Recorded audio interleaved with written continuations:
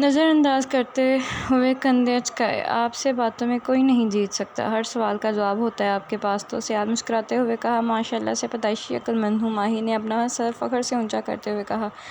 तो सियाल के पास इसकी बात पे मुस्कुराने के अलावा कुछ और कहना मुनासिब नहीं लगा। सियाल ने माही के गिर्द अपने बाजू मायल करके इसे अपने करीब किया तो वो भी इसके सीने से सर टिका कर इसकी शर्ट के बटनों पे उंगली चलाने लगी। कुछ देर वहाँ यूं ही खामोशी छाई रही तो सियाल ने आसमान की तरफ देखकर इस खामोशी को तोड़ा। माही, सियाल ने गंभीर आवाज़ में माही को पुकारा। जी। माही इसके बटनों में उंगली चलाती हुई कहने लगी। माही सियाल की गुर्बत में हर एहसास और बात का इकरार कर देना चाहती थी, जिसके लिए वो सियाल के पाकिस्तान आने के बाद से ही कोशिश कर रही थी, लेकिन मुनासिब वक्त का इंतज़ार कर रही थी। आपको याद है जब मैं आज से 4 साल पहले ऐसी ही एक अंधेरी और जाड़े की रात में इसी जगह आपके पास आया था? और सियाल दूर कहीं आसमान में देखते हुए माही से कुछ कहते हुए रुका तो माही की उंगलियां इसकी शर्ट के बटनों पर चलती हुई रुकीं। इसी एक लम्हे में दोनों की आंखें पानी से भर गईं। माही के आंसू सियाल की शर्ट को भिगो रहे थे, वहीं सियाल के आंसू माही की शाल में जज़ब हो रहे थे। सियाल ने माही की थोड़ी पे उंगली रखी कर माही का चेहरा अपनी जानिब किया तो और सर हिलाकर इसे रोने से रोका, लेकिन माही के आंसू में और रवानी आ गई तो माही ने अपना चेहरा दोबारा इसके सीने में छुपा लिया। सियाल ने इसे खुद से अलहदा करना चाहा, लेकिन माही ने सियाल को और मजबूती से पकड़ लिया। माही प्लीज़ चुप कर जाओ, सियाल ने माही के बालों को सहलाते हुए कहा। माही अपने आंसू साफ करती सियाल से अलग हुई तो सियाल को देखने लगी, जो इसे कुछ कहने या पूछने के लिए अल्फाज ढूंढ रहा था। माही, आप आज तो बता दें, आखिर मेरी कौन सी ऐसी खता पे आप यूं बेरुखी इख्तियार किए बैठी हैं, और वो भी 4.5 सालों से? सियाल माही के चेहरे को देखते हुए इसे पूछने लगा, जबकि माही मुसलसल नफ़े में सर हिला रही थी। दोनों के चेहरे आंसुओं से तर थे और सियाल माही के हाथ थामे इससे अपने जवाब का तलबगार था। जब सियाल के पूछने पर भी माही खामोश रही, सियाल के आंसू भी रवानी आ गए। माही, आपकी ये बेरुखी मुझसे बर्दाश्त नहीं होती माही। मैंने इन 4.5 सालों में मैंने हर लम्हे आपकी इस बेरुखी का बोझ बर्दाश्त किया है माही। अब वो नहीं उठा सकता, इस बोझ को नहीं उठा सकता माही। अब इस बेरुखी को ख़त्म कर दें आप। ऐसी कौन सी खता हो गई है आपके सियाल से जो आपने इस जुदाई की राह को चुन लिया है? सियाल माही के हाथ थामे इससे सब कुछ कह रहा था, जबकि माही आंखों में आंसू को लिए सर झुकाए बैठी थी। सियाल के बहुत असरार पे जब माही ना बोली तो सियाल ने इसके सामने हाथ जोड़ दिए और इसे अल्लाह का वास्ता देने लगा, तो माही ने इसके हाथों को थाम कर इन पर अपना चेहरा टिका दिया। कुछ देर यूं ही सर टिकाने के बाद माही ने अपना सर उठाया और अपने आंसू को साफ करने के बाद हाथ बढ़ाकर सियाल के आंसू को साफ किया और सियाल के करीब बढ़कर माही ने इसके सीने से अपना सर टिका दिया। सियाल, माफ़ी तो मुझे आपसे मांगनी चाहिए। मुझे आप पर और आपके प्यार पर यकीन रखना चाहिए था। सियाल माही कहती कहती ठहरी और सर उठाकर सियाल को देखा, जो इसे ही देख रहा था, फिर अपना चेहरा झुका लिया। इससे पहले माही कुछ कहती तो सियाल ने उंगली रख कर इसे चुप करवा दिया और ख़ुद इससे मुखातिब हुआ। माही, 4.5 साल बहुत ही लंबा अरसा होता है, जिसमें कोई भी ऐसा दिन और लम्हा नहीं गया जिसमें मुझे आप याद ना आई हों। सियाल अपनी बात मुकम्मल करता इससे पहले माही ने अपना हाथ इसके मुंह पर रख कर नफ़े में सर हिलाती रही। सियाल, मैं ये सब नहीं सुन सकती। मुझसे बेहतर आपके दिल के हाल को कोई भी नहीं जान सकता। माही की आंखें अब फिर आंसू से भर चुकी थी और वो दोबारा अपनी बात जारी रखती हुई सियाल ने इसके आंसू को साफ किया और इसके सर पर बोसा दिया, जबकि माही सियाल को देख रही थी, जिसने हर बात को अभी ही ख़त्म कर दिया था, जैसे कि वो इसे अपने सामने झुकता हुआ देख ना सकता हो। अब जो भी बात थी इसे यहीं ख़त्म करो माही। शायद ये जुदाई हमारे मुकद्दर में थी और ये बात मेरा दिल भी जानता है। मेरी माही मुझसे कभी नफ़रत नहीं कर सकती, सियाल ने मुस्कुरा कर कहा। माही इसके आखिरी अल्फाज सुनकर हैरान थी कि वो कैसे जानता है कि मैंने इससे नफ़रत नहीं करती। तो क्या शायद वो करती रहती अगर इस रात में वो सब ना हुआ होता तो, और इस तफसील इसे अहमद ने बताई ना होती तो, कि वो किस तरह इसकी हिफाजत किए हुए है, और इस रात की तरह आज से 4.5 साल पहले भी कैसे इसने इसकी हिफाजत की थी।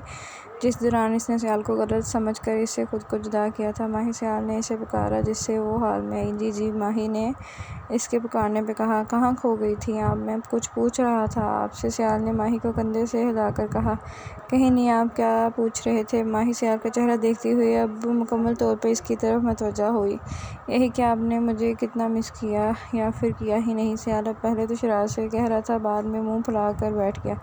माही इसके इस तरह मुँह फुला कर बैठने पर मुस्कुरा पड़ी और सियाल के चेहरे को अपने हाथों में लेकर इस पे झुकी और इसके माथे पे अपने लब रख दिया। अब इनका जुदाई का सफ़र ख़त्म हो चुका था या नहीं, ये तो इनके मुकद्दर को पता था, लेकिन इस लम्हे वो दोनों एक लंबा अरसा जुदाई में काट आए थे, इसे अपनी ज़िंदगी में से मिटाए एक साथ आगे बढ़ने को एक साथ तैयार थे। माही पीछे हटी और अपने बाजू को हवा में खोल दिया। सियाल, मैंने आपको इतना ज़्यादा मिस किया, माही खिलखिला के कहने लगी तो सियाल इसके बाल में मुस्कुरा पड़ा। माही अब पुरसुकून होकर इसे देखने लगी तो सियाल ने इसे बाजू से पकड़कर दोबारा इसे अपने साथ लगा लिया।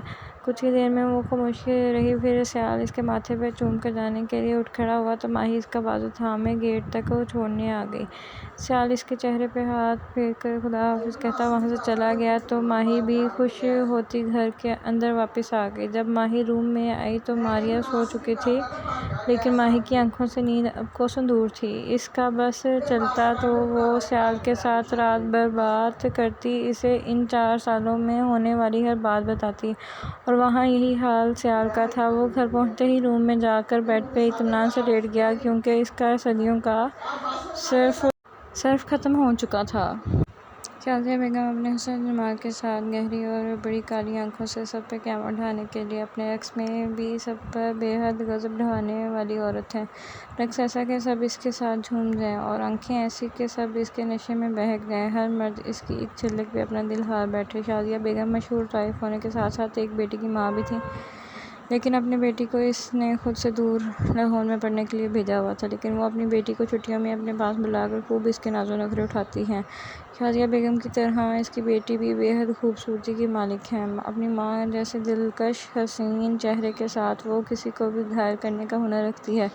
शाज़िया बेगम 12 साल की थी जब इसके बाप ने अपनी महरूमा बीवी की आखिरी निशानी एक जुए में हार दी, जिसके पास वो 12 साल की मासूम बच्ची गई। इसने इसे फैसलाबाद ले जाकर एक कोठे की मालकिन को बेच दिया और पैसे लेकर और इस मासूम बच्ची को वहीं छोड़कर चला गया। मुँहे कमबख्त कमीने पता नहीं कहाँ से इन मासूम सी बच्चियों को उठा लाते हैं और इस अज़ाब में झोंक जाते हैं। अल्लाह इन जिस्म पर इन कहर नाज़िल क्यों नहीं करता। कोठे की मालकिन जहाँ आरा बेगम इस मासूम सी बच्ची को प्यार करते हुए दुहाई देने लगी। जहाँ आरा बेगम दिल की बहुत नरम औरत थी, इसने इस बच्ची से प्यार से इसका नाम पूछा तो इसने अपना नाम शाज़िया बताया। उन्होंने इस बच्ची को कोठे के सारे काम समझाए और साथ में इससे डांस सीखने पे भी लगाया। वक्त पर लगाए उड़ता गया तो शाज़िया 18 बरस की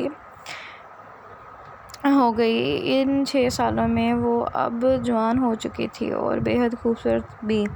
वहाँ का हर तौर तरीका वो जान चुकी थी, किस तरह एक मर्द को अपनी अदाओं से रिझाना है और कैसे इन्हें काम में लाना है और अपना दीवाना बनाना है, सब कुछ। आज इसका पहला रक़्स था जिसके लिए वो पिछले कई दिनों से तैयारी कर रही थी। पहले ही रक़्स से इसे बड़ी शोहरत मिली। इसी तरह 1 साल गुज़र गया। शाज़िया बेगम अपनी खूबसूरती की वजह से बेहद मगरूर थी, सबको वो कमतर समझती थी। एक दिन इसका रक़्स देखने कुछ बड़े घरों के लड़के आए, जिसमें से एक लड़के का इस पर और शाज़िया का इस पर दिल आ गया। रक़्स के बाद वो लड़का वहीं ठहर गया, जिससे ये हुआ कि शाज़िया इसको लेकर अपने कमरे में ले गई। कुछ देर बातों के बाद वो दोनों एक दूसरे में खो गए। जब सुबह शाज़िया बेगम की आँख खुली तो वो लड़का वहाँ बहुत सी रकम रख के जा चुका था। शाज़िया बेगम जो इस दुनिया के बाद मर्दों की मोहब्बत पर से एतबार उठ गया। कुछ माह बाद इसके यहाँ एक बेटी हुई जो अपनी माँ की तरह तीखे नकुश और बड़ी काली आंखों की मालिक थी और इसी की तरह मगरूर भी। शाज़िया बेगम ने इसका नाम रेशम रखा और जब वो 10 साल की हो गई तो इसे हॉस्टल पढ़ने भेज दिया। माँ के लाड प्यार ने इसे और भी बिगाड़ दिया। वो मगरूर होने के साथ अनापरस्त भी बन गई थी, किसी की भी गलती पर इसे माफ़ ना करती। जब वो मेडिकल की स्टडी के लिए यूनियन में आई तो सबको जूते की नोक पे रखती। एक दिन जब वो वहाँ की कुछ लड़कियां गलती से इसके टेबल पे आकर बैठ गईं तो इसने इनके साथ बुरा रवैया पेश किया, जबकि एक लड़की ने इसके रवैये पे इसे थप्पड़ रसीद किया और साथ में से यूनी से भी एक माह के लिए निकलवा दी। इस वाक़ये ने रेशम को अंदर से तहस नहस कर दिया। अब वो अपनी इस इंसल्ट का बदला लेने के लिए रूस की हद तक जा पहुंची थी। अब इसे सिर्फ वक्त का इंतज़ार था। बदले की आग से इसे अंदर से जला रही थी, लेकिन जब मौका मिला तब इसको इसके कुछ दोस्त वहाँ से ले गए। इस चीज़ से रेशम की आग को और भड़का दिया। अब इसके सिर्फ एक और मौके की तलाश में थी बस। सुबह जब माही की आंख खुली तो इसकी आंखों के सामने रात का सारा मंजर आ गया। तो वो खुद ही अपने चेहरे पे हाथ रखकर शर्मा दी। हाँ, देखो देखो, लड़की की तो आज बड़ी खुश लग रही है। और तो और अकेले अकेले शर्माया भी जा रहा है। मारिया रूम में आती ही माही को देख के कहने लगी, माही। मारिया की आवाज़ से सियाल का ख्याल से बाहर आई तो मारिया को जाकर हक कर लिया। मारी, मैं आज बहुत बहुत बहुत ज़्यादा खुश हूँ। माही मारिया को हक करते ही बुलंद आवाज़ में कहने लगी। मारिया ने इससे इसी तरह खुश रहने की दुआ देकर इससे वजह पूछी तो माही बहाना बनाकर वहाँ से फ्रेश होने चलेगी। आज संडे था तो वो दोनों 11 बजे के करीब जागी थी। मारिया को अपने कुछ सामान लेने और अहमद के साथ टाइम स्पेंड करने जाना था, इसलिए वो नाश्ता करके तैयार हुई तो माही को सियाल और अहमद लाउंज में आते दिखाई दे। दोनों के चेहरे खुशी से दमक रहे थे। माही की धड़कन अचानक से तेज़ हुई तो वो वहीं दूर ही खड़ी खुद को नॉर्मल करने लगी, जबकि मारिया से खुदा हाफ़िज़ कहती अहमद के साथ चली गई। जाते हुए अहमद माही को अपने हाथ दिखाकर बेस्ट ऑफ लक बोल के निकल गया। माही वहीं इसकी बात पे हैरान हुई तो सियाल को देखकर समझ गई कि वो अहमद को सब कुछ बता चुका है। तो माही का दिल करे वो अपना सर हिंदवार में दे मारे, लेकिन ये कौन कौन करने देता इसे। माही, चलो मुझे भी नाश्ता खिला दो, मैं अहमद के चक्कर में नाश्ता किए बिना ही घर से आ गया हूँ। सियाल माही का हाथ थामे किचन की तरफ इसे ले जाते हुए कहने लगा तो माही का मुंह खुल गया। मुझे कॉफ़ी के अलावा कुछ भी नहीं आता। माही ने चेहरे को झुकाकर मासूमी से कहा तो सियाल को इस पे बेहद प्यार आया, लेकिन खुद बाज रखते हुए वो इसे फिर भी किचन में ले आया। माही इसकी हर हरकत को नोट कर रही थी। आप बस यहाँ बैठो, नाश्ता मैं बनाता हूँ आपके और अपने लिए। सियाल से शेल्फ पर बिठाने का इशारा करके कहने लगा तो माही ने शेल्फ पे बैठ के सियाल के गर्दन के गिर्द बाजू रखे तो सियाल ने इसे आंखों में इशारे से ऐसा करने की वजह पूछी। हाँ, अभी से अपने हाथ के खाने की आदत भी डाल रहे हैं आप। मुझे पहले खुद की आदत डाल दी है कि आपको देखे बिना एक पल भी नहीं रहा जाता, अब खाने की डाल देंगे तो मैं इस तरह मर जा। माही इससे पहले कि अपना फिक्र मुकम्मल करती सियाल ने इसके मुंह पर हाथ रख दिया। माही, नहीं, आइंदा आप मरने की बात नहीं करेंगी, सियाल ने सख्त लहजे में कहा तो माही ने भी जल्दी से हामी भर दी। चलें बताएं अब क्या बनाऊं आपके लिए, सियाल ने माही को देखते हुए पूछा तो माही अपने सर पे हाथ लिए फेरने लगी। जो आप खिला देंगे वो खा लूँगी, माही ने इसी के अंदाज में बैठे हुए कहा। सियाल माही का नाक दबाते हुए इससे दूर हुआ और ऑमलेट बनाने के लिए चीज़ें तलाश करने लगा, जबकि माही इसे देखने में मसरूफ़ होगी। कुछ ही देर में सारा सामान ढूंढ कर नाश्ता बनाते हुए और साथ साथ एक नज़र माही को देखकर मुस्कुरा देता। जब नाश्ता तैयार हुआ तो माही शेल्फ से उतर कर इसके पास आ गई। सियाल ने एक हाथ से ट्रे पकड़ी जो हाथ में पकड़ा हुआ और दूसरे हाथ पे इसके कंधे पे फैलाए इसे साथ लेके डाइनिंग टेबल पे आ गया। हाँ जी, कैसे हैं आप सब लोग? वैसे बहुत ही बेमरवत हैं वैसे आप सारे। बंदा सब्सक्राइब कर देता है, लाइक कर देता है, आप तो कुछ भी नहीं करते।